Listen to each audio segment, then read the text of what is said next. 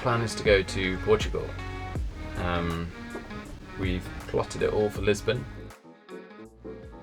To help us sail this coast, we want to introduce our mystery crew member.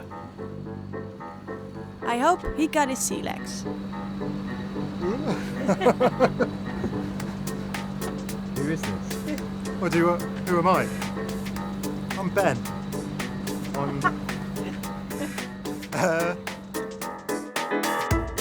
So, Ben is a wildlife cameraman. You've probably seen his work on the BBC and the National Geographic. We've been friends for more than 15 years, and he's someone I trust my life with. Now, if I can only get him away from tanning his upper arms and start putting him to work on the deck. First up is trying to figure out how to pull out the head sail. Right now it just flaps around when the winds are light. Whether it's this year or next, at some point we're looking to cross the Atlantic. And we've already asked Ben to join us when the time comes. So this trip is a chance for us to learn how to work together on Cherry Ripe, and for Ben to see if he feels up to the challenge. Tim, I think it's supposed to be on the other side.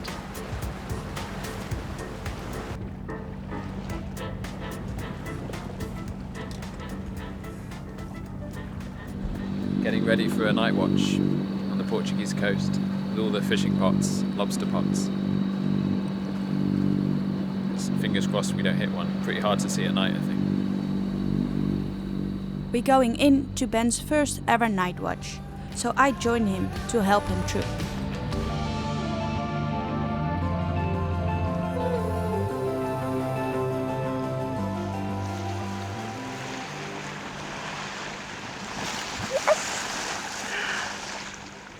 They're so cool. So we're doing the night watch and we heard some splashes and there's dolphins everywhere. So fast. It's so amazing. Ben! Dolphins! Woohoo! Whoa! Oh, they're jumping!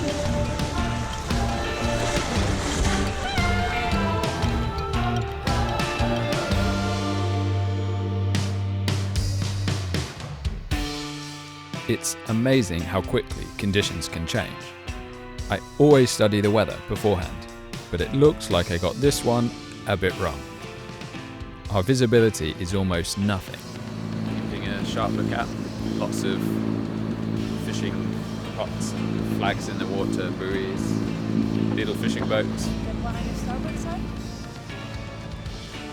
We have no choice but to dive in at Leixões, an industrial harbour near Porto.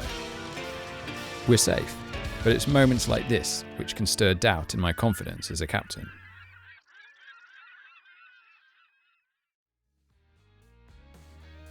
Well, I'm actually quite happy about all this, because we found a surf spot just around the corner.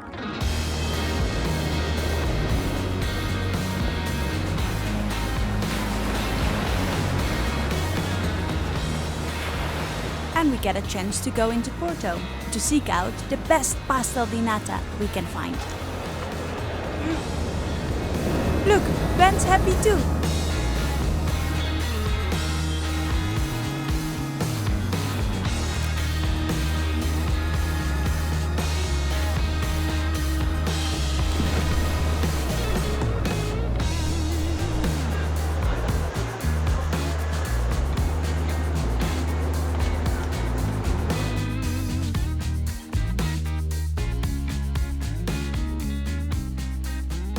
Back in the harbour, I see what looks like either some pollution or somebody just emptied their toilet tanks.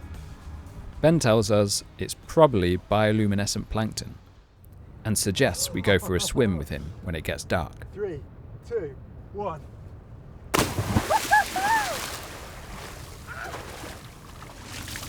Whoa. Yeah, go into that. Swim fast into it. Whoa.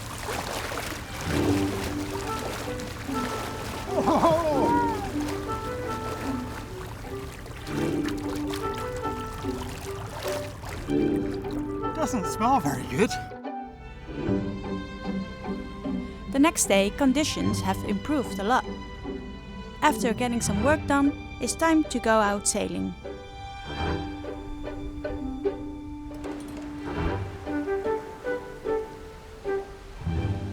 We're actually heading to Nazaré.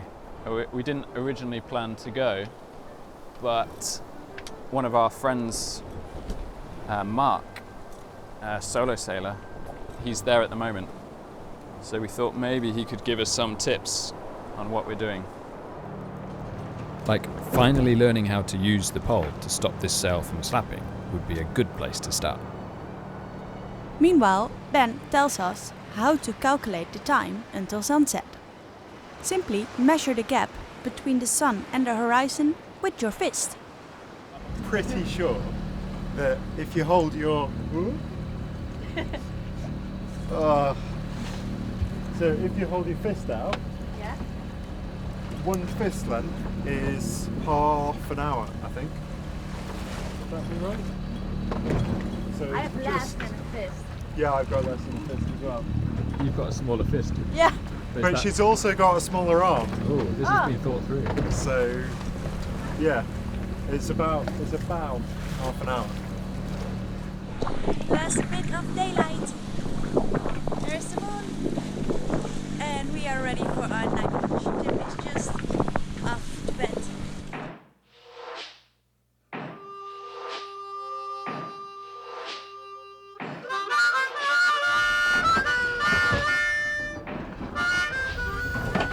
We're in Nazaré yet? We almost there. Nazaré. Says that?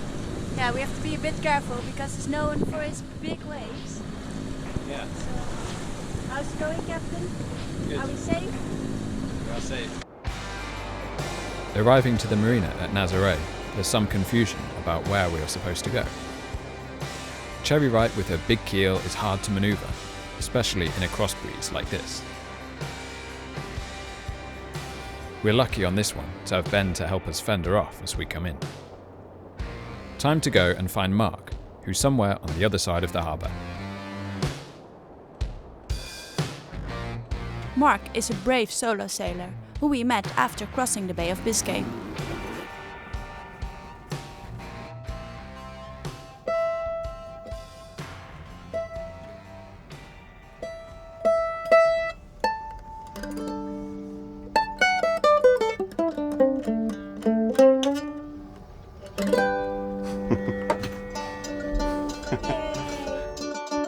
When he gets going, he's pretty good in playing his mandolin. We invite him the next day to Cherry Ripe to help us figure things out. It's a bit wibbly wobbly. So, is it okay for me? Yeah, Yeah, I just take my long legs and you do the same. So, please, okay. Great, nice to be here on board again. Maybe we show you our pole. That sounds weird. So it should, yeah, it's very stiff. I think it needs a bit of maintenance. Yeah. Yeah, that's the part where the sheet should go in. Yeah. This should be here. Usually, yeah. That one should be here.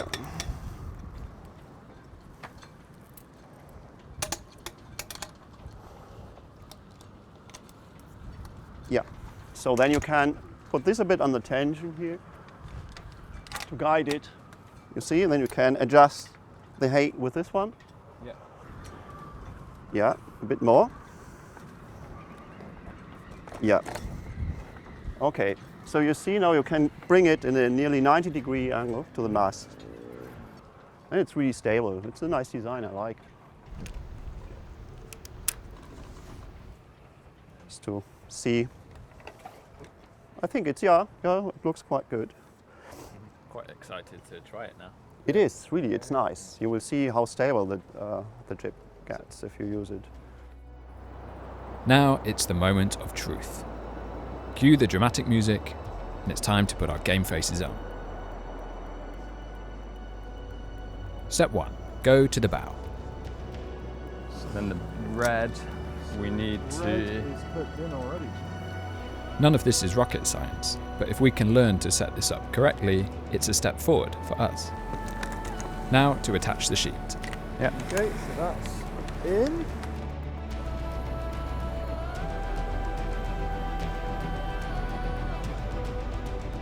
Next, attach the downhaul. Okay, keep going up. Get the pole to the correct angle. Okay, last step. Roll out the sail. With the pole out, the sail holds its shape. As we sail into Lisbon, it feels like a special moment. Ben's trip has been a big success, and we feel confident to face bigger challenges together in the future.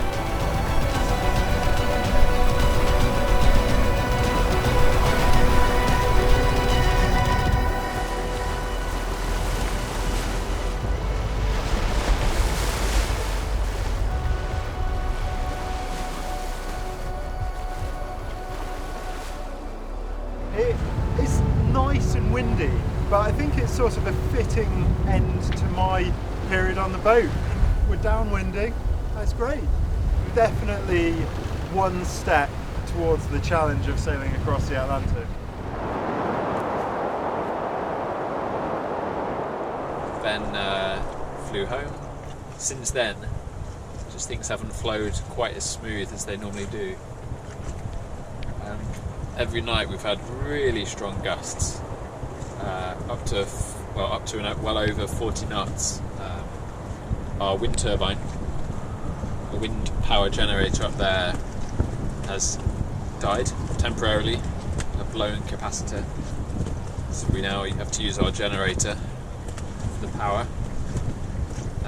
We also flipped our dinghy in a gust upside down. Luckily we weren't in it, but just off the back of the boat.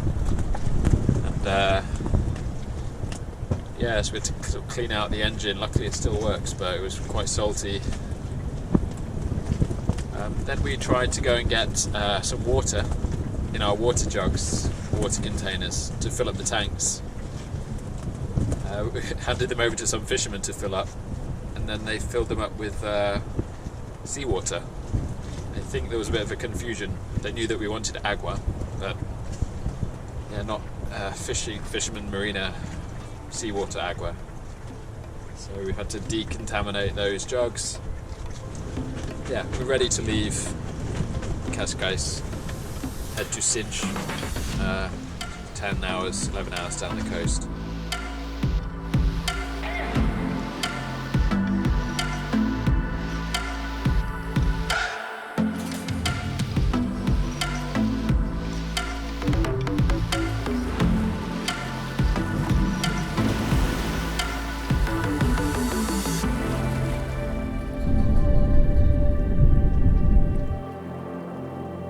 We love living as nomads, but by choosing this lifestyle, we have to keep moving to stay in rhythm with the seasonal weather patterns. Otherwise, we have to seek shelter in expensive marinas. Nice sunrise, huh? Yeah. Yeah, beautiful. On our way to, where are we going to today? Sagres. Sagres. We call it the big squid. So we tried out the small squid the other day and the deep dive husky jerk. And now we're gonna try the big squid. So here we go. Now we play the waiting game. What happened? We nearly caught a bird with the fishing rod. Yeah, we really quickly had to get it in and he was still following the squid. Yeah, he was pulling on the muppet. The muppet. I think it's called a muppet. I So we're doing some reading. think squid is better. We've come a long way on this one, and now in our sights, the southwestern tip of mainland Europe. Yeah, yeah.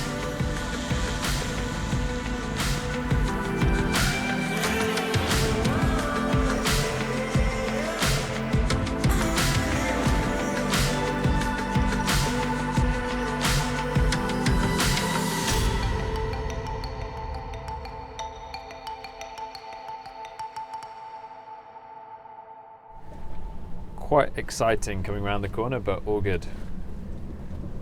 I guess we run out of land now, so we either go east or prepare ourselves and go south.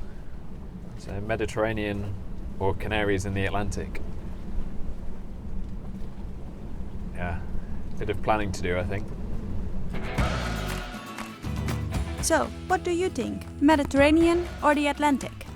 Let us know in the comments.